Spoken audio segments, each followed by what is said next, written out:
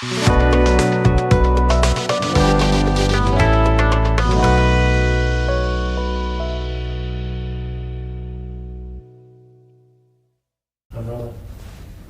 is September the 13th, 2006, and my name is Mule Ferguson, and we're interviewing Ed Finley, and this is a project for Wilkes County, Preserve America, Save Our History. Thank you, Ed, for agreeing to an interview for the Oral History Project. It will be used in our Save Our History project and may be placed in our libraries in Wilkes County. There's a great interest in the preservation of oral histories by our veterans, and we appreciate your participation. Oh, it's precipitating outside, isn't it? It's still precipitating? That's right, yeah. Raining, huh? Okay. Tell us about your parents, your family, and where you lived before you went into service. Well, my parents are Edward G. and Sybil S. Finley, and they live on E Street in North Wilkesboro. They've lived there since they built the home there in 1911. And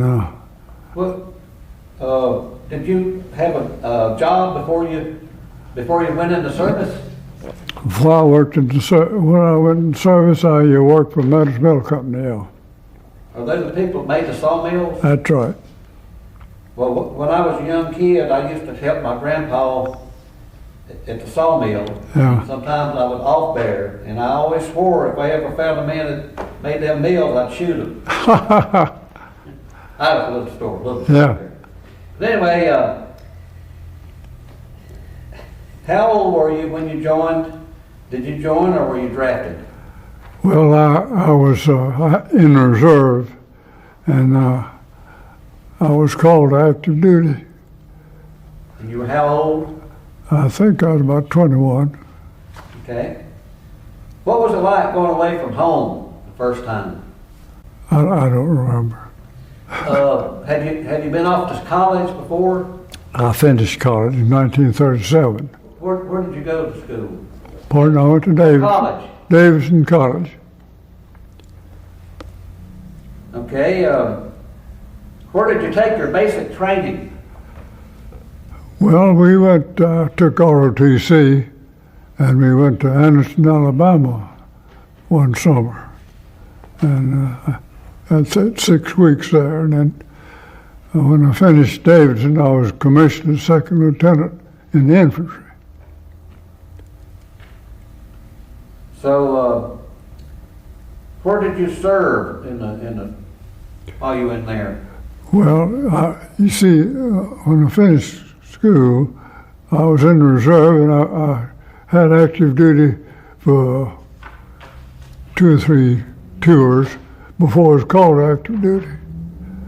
And I served I took a tour with the Shelby National Guard in Shelby, Mississippi, and also Fort McPherson, Georgia, 2 weeks. I did all that before called active duty. So, when you were commissioned, which branch of the? I was commissioned in the infantry as a second lieutenant. Okay, and so you were in the infantry. That's right. Okay, well, can you talk a little?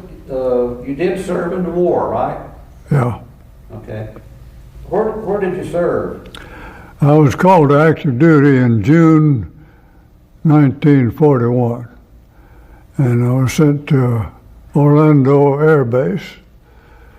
At that time, the Air Force was short on administrative people, and most of them flyboys, and so I was sent to Orlando Air Base. And I was assigned as an adjutant in the 39th Squadron of the 13th Bomb Group. So you actually, did you go in the Air Force at that time? That's right. So you were actually then in the Air Force rather than the infantry? That's right. And what kind of uniform did you wear then? We wore regular khakis in the summertime, and OD, you would see the Air Force was part of the Army at that time, same as the Army. So you were not actually a pilot. I was administrative officer. So we had, we didn't have any bombers. It was a bomb group, but I think we had 3 or 4 B-18 bombers. You know what that is? That's the limit of the Air Force. But we were to get some B-25s. All the pilots were looking forward to that. And my first commander was General Westside Larson, and he, I hadn't been there but a few days, and he took me to Langley Field in the B-18. So it was quite an experience for me because I'd never been in one before. who actually built the B-18? Douglas. So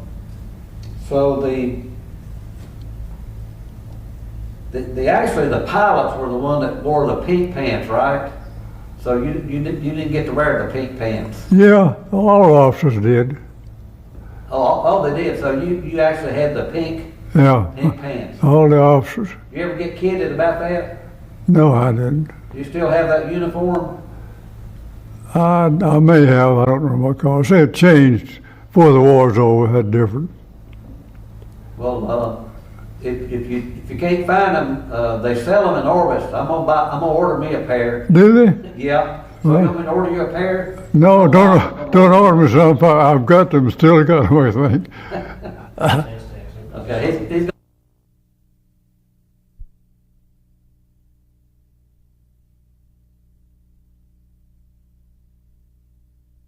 talk about the food you had in the military service. Was the food, what was it like? Food was good. I never had any complaints. Only except one time when I was in China, we had to buy locally everything we had, and I sort of got tired of bean sprouts, but that was temporary. All right, let's talk about, you mentioned China. Let's talk about what were you doing in China? Let's talk about what you're doing there. What was your mission there, to be there? Well, I didn't go overseas till pretty late in the war because every job I had was stateside. And I was finally sent as a replacement to the 14th Air Force under General Claire Senault. And I was, at that time, they were planning to expand the overseas part of it. Had this main central base with a bunch of satellite bases around it. In fact, some of them were under construction. And I was sent as a base commander to one of the satellite bases, a service-based commander. And we had P-47 fighters, and my job was administrative in the headquarters of the air base and also other duties around there. And the first base I went to, I remember, I flew out there, the C-47, and had 16 drums of gasoline in May. And they sent me out there as base commander. And all of the GIs were been there a long time and had adopted regular native uniforms, Chinese uniforms. And my instructions were to get those uniforms off and give them a haircut. And that's part of the job I had to do. Shape up. Yeah. Shape up the troops. I didn't have any trouble. I had a good bunch of boys. And when I landed, this Ankang was the name of the base. And it was a satellite base, had a grass strip. And there were P-47s, a Chinese composite group on one end of the base, and we were on the other end. And I was amazed that I've forgotten how many B-29 bombers were on that base, cracked up. At that time, B-29 was a brand new airplane, and the Chinese CAC way, no, anyway. They sent a mission to China. That's the first mission that the bombers had sent. And then, one of them get back, others cracked up. One went to Russia, and the Russians got a hold of it and they really built an airplane out of it. But the one on our base was just, there wasn't anything wrong with it, just couldn't get off. So engineers got instructions to tear it up because they were afraid of getting enemy hands. And I think he put 1,000 bombs under it. And I pulled up under it and blew that thing up. Blew it up? Yeah. Aluminum landed everywhere, and the Chinese came out and made pots and pans out of it. Did it make a lot of metal roofing? Pardon? Metal roofing, did they use it for metal roofing or pots and pans? And they melt everything. How many hours did the average those pilots have that flew the B-29s? I heard it was real low time, like some of them less than 200 hours. I don't know. Oh, okay. You're more in administration. Plenty of my friends had 1,000 hours in bombers. That was a whole lot. But I wasn't on a B-29 base, really. So we mostly used C-47s? Well, C-47 was just a freight personnel carrier, but P-47 fighters was what we had. Now, you mentioned a guy named Chennault. Yeah. Tell me, what's he famous for? Well, he was a Flying Tigers man, and when the Flying Tigers were dissolved, he took over as commander of the 14th Air Force. So you actually knew him? Oh, yeah. Did you ever meet Pappy Boynton? No. No. He wasn't on the base I was on. Yeah. But did you know I know of him. Mr. Chenault's wife? Well, yeah. What was her name? She's Chinese? I went to a reception with Generalissimo Chiang Kai-shek, and she was there then. So you actually got to meet Oh, Chiang yeah. Kai-shek? Oh, yeah. GIs called him Shanker Jack. Wonder why.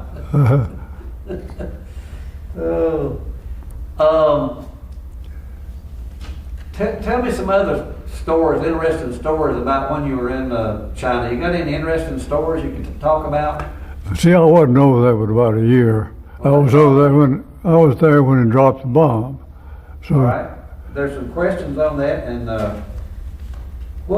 so you were there when they dropped the bomb? That's right. You Yeah. were right there. Where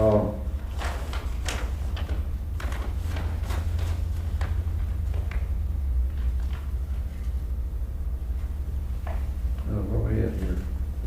Stop for a second. Can we stop? Yeah. I'm sorry, hang on, let you roll.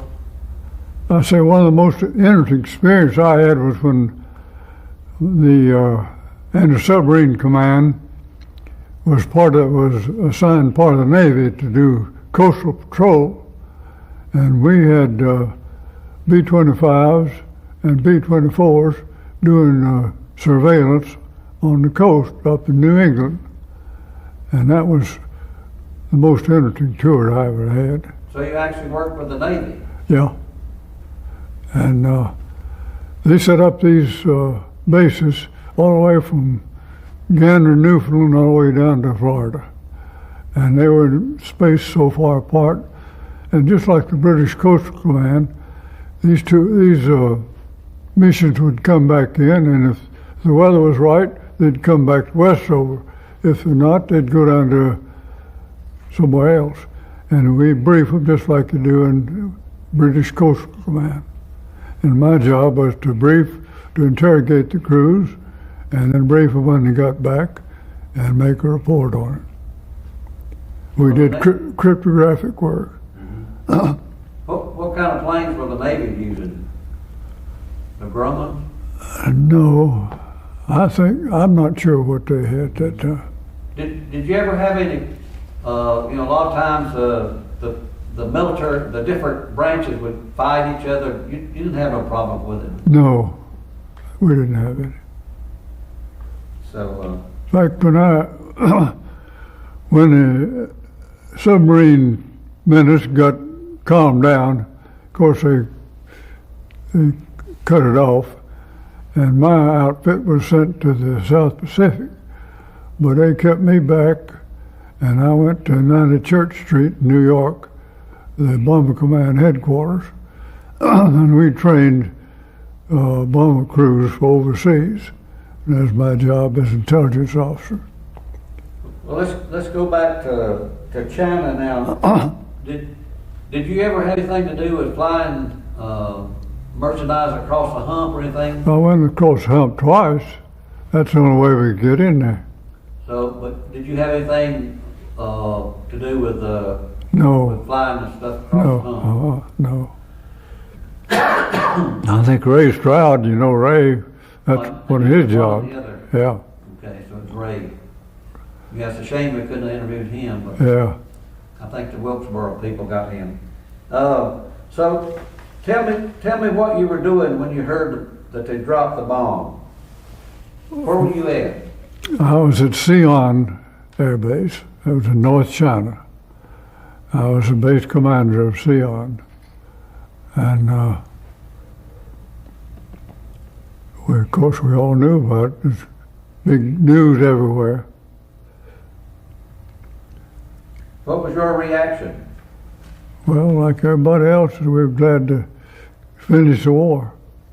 At the time, did you feel that dropping the bomb was necessary? Oh, yeah. Yeah, we thought that was the thing to do. And you still feel the same way? Yeah.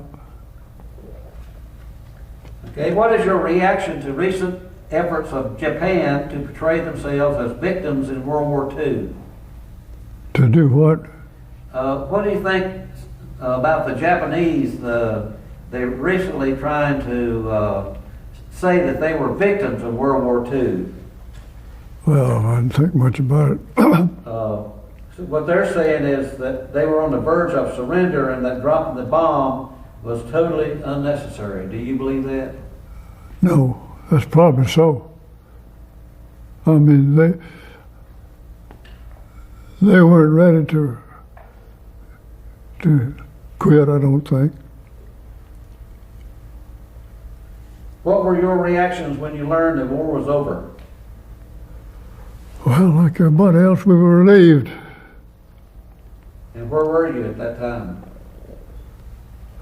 Let's see. I went from Sion down to a place called Peishi, which was the air base for Chongqing. I relieved Colonel Hightower, who was the base commander there. I relieved him, and I stayed there until I got orders to come home. So what was homecoming like when you got home? Well, tell you the truth, I've kind of forgotten. Can't remember. Okay. I was relieved from active duty at Fort Bragg, and I think my dad and my wife met me and brought me home. When you were in the military, were you married before you went in? Yeah. Now, when you served in some of the bases in the States, did she actually live with you? Yeah. So you Let's see.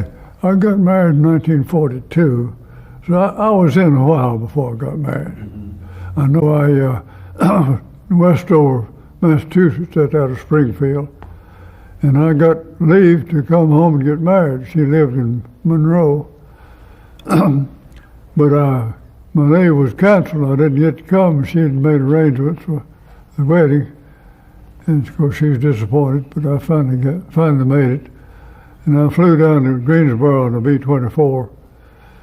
I got to ride that far. Was she actually from Wilkes County?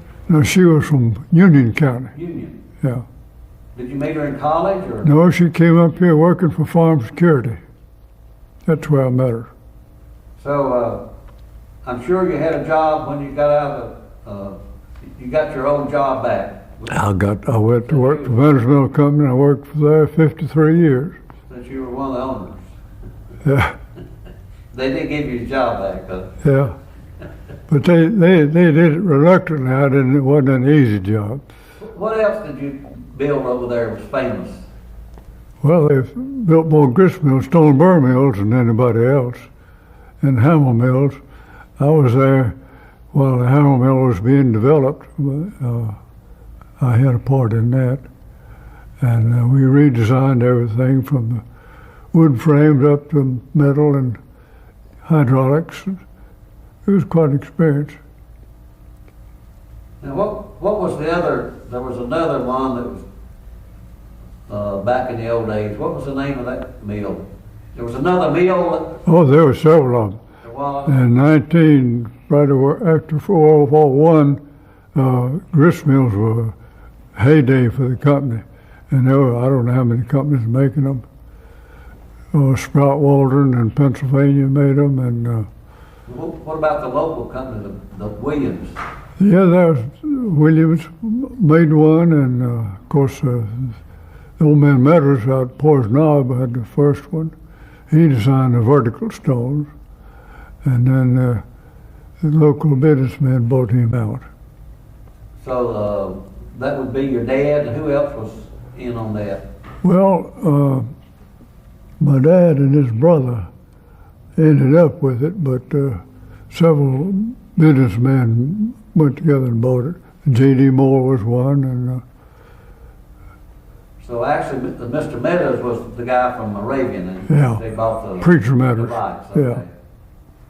Well, who developed the hammer mill? You know, they call it a hammer mill. well, hammer mills were known for a long time. It's a grinder, but we designed and built our own from scratch. Okay. Well, let's get back to fighting wars. Okay. Have you got any other interesting stories about being over in China? Interesting people you met? Well, Tom, of course, I was over there about a year. I wasn't there during the whole war. But, all of our food arrangement was done by the Chinese. We farmed that out to the Chinese. So I had right much to do with the people that we hired to cook for us. Did you have any laundry people? Yeah, they did the laundry. We were pretty well fixed. We had barracks, and living conditions were all CA done by the Chinese, and we lived pretty good. Did you form a family type thing, atmosphere with any of your buddies? Felt close to any people like that? Well, since my original outfit was sent overseas and I was kept back, I had 2 or 3 positions, and I didn't have any rapport with any certain group. I went to Chatham Air Force Base out of Savannah, Georgia, trained in combat crews, and from there I went to Selfridge, Michigan, then down to Godman Field. All that time I was with the cadre.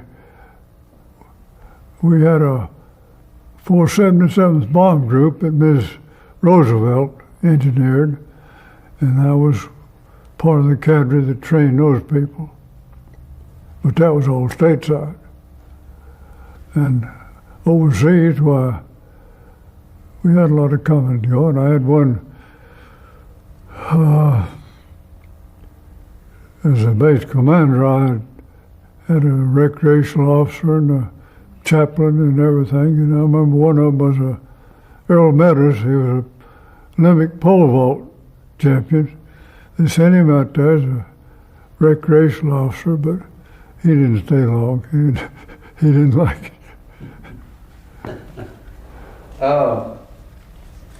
Did anybody else in your family serve during the war? My brother. Would you like, can you talk about that? I know the story, so I'm not gonna, Yeah. can you talk about that? Well, my brother was commissioned as a second lieutenant also at Davidson.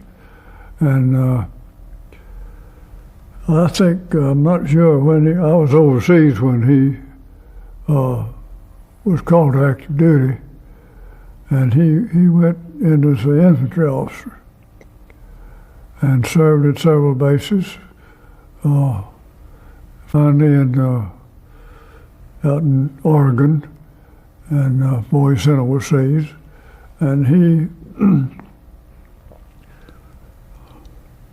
I think he was in intelligence also. And he got a pretty good job as a Corps A2 in the Corps headquarters in Belgium. And he, like a lot of others, he wanted to see more action. And they sent him out on the front line, 4th Air Force. 4th Air Force, 4th Infantry. And he was commanded a company, and he was shot. I don't know the details. No, where was this at? It was in Belgium. Belgium. Yeah. And he's buried in Belgium.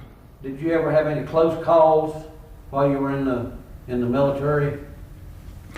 Well, not too much. Our base at Ankang had another base down east of us, and the Japanese took it over, and they had to evacuate into our base, and I had to make arrangements to get them all in there. But other than that, I never. So the Japanese never did attack No, any of your... some of my pilots flying missions out of Sion. I remember one of them got shot down and his body was sent back into us. That's first-hand information. Did you ever meet another world famous aviator here recently? No, I met when I was at Westover, Captain Rickenbacker talked with us. I met him. Okay, there was a gentleman that came here a while back, 3 or 4 years ago, a famous world aviator. Yeah. You remember who I'm talking to me about? Yeah, but I didn't meet him. You didn't get to meet him? I knew he was here. Oh, I thought you were the one. I thought you met. Oh, well, I met the one that was made the world trip around the world. You introduced me to him. What was his name? Dick Rutan. There you go. You still remember it. Okay. Yeah. I thought you met him. Yeah. Yeah, okay. That's my claim to fame. Yeah. I never did meet nobody except him and Trigger. Yeah. Well, I thought you met. Well, I know Bert, and also the one that flew to outer space, the first civilian. He's actually been here too. Yeah, that's what I'm talking about. Mike Melville. No, that's another one I'm talking about. The first man that broke the sound barrier. He was here too, wasn't he? Yeah. I didn't get to meet him. Oh shoot. Doug Yeager? Yeah. He Yeager. was doing some. Yeager. He came to visit Lowe's. He was a representative. Yeah. Well, there's been some famous aviators that passed through this little town. That's right. Yeah. You know, when you come to think about it, a lot of famous people have been here, visit this place. You just stop and think about it. Yeah. So, how old were you when can you remember the Wright brothers? You ain't that old, though, are you?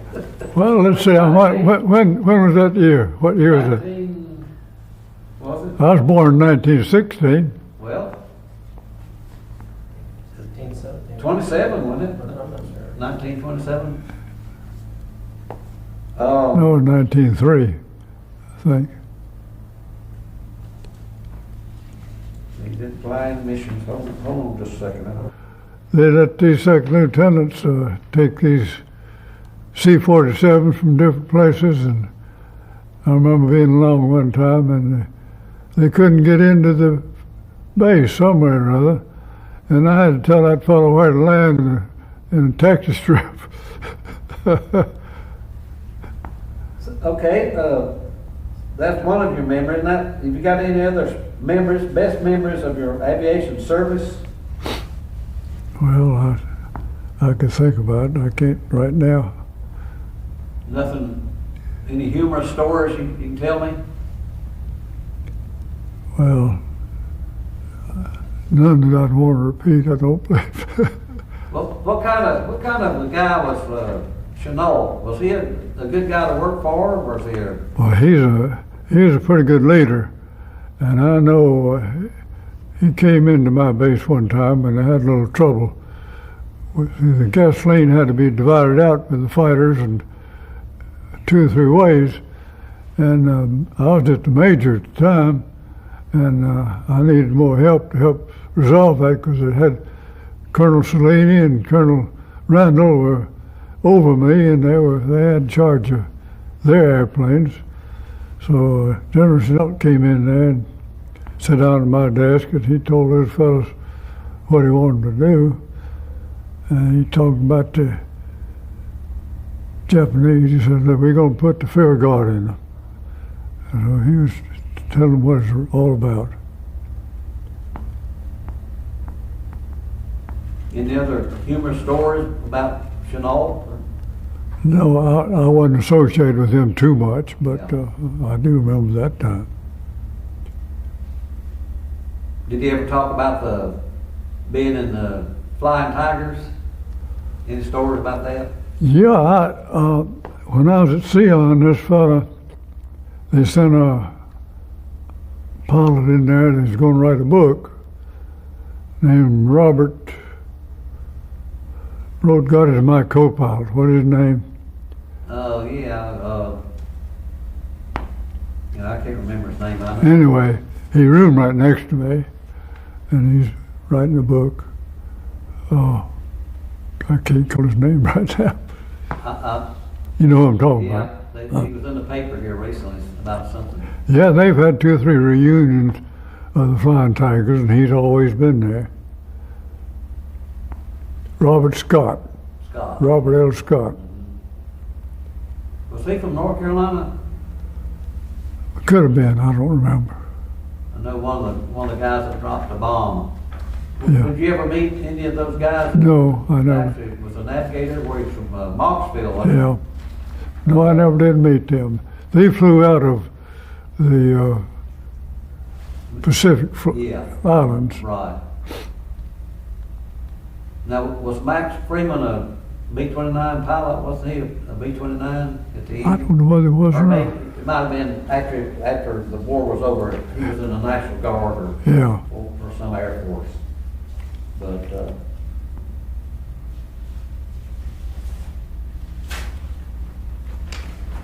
so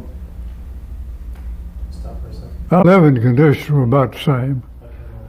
okay. Ian, talk to me again about the difference in the rivalry of the people.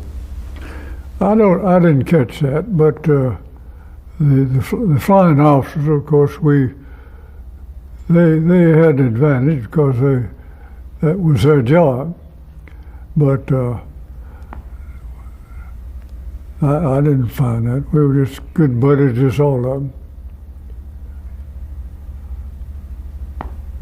Fact is, one of my officers that was in my outfit to start with, he's the director of the Air Force Association now, John Henderber. Do you go to any of your reunions? Do you No, have reunions? I never did go to any. I had to work when I got home. Do you think, we asked him a question about, do you think this is important, what we're doing here, filming it for the younger generation? I don't know. So you think they can learn something from what you've told them? Well, if they want to, But you know, if you're busy running Lowe's Hardware, you don't go up here to the library and look up something about World War II. But how would you describe World War II? If you had to do that in a couple of sentences to a sixth grade class, how would you do that? Well, that was a time when everybody worked together, as far as I know. We were all for it. And I was a privilege to get to go to service. My brother was too. I mean, that was a time that the whole country had to pull together. That's right, yeah. Do you think we still have that patriotism now? I don't know whether we do or not. Okay. Mr. Finley, what movie or media, TV show or book would best describe your time in the military that you have seen or read? Well, there have been a lot of good Air Force movies. I can't think of any specific one. They did make one when I was in the Air Force. They made a movie, and I saw it when I bought the reel, but I never have seen it since. So I couldn't tell you any certain one. There've been a lot of good ones.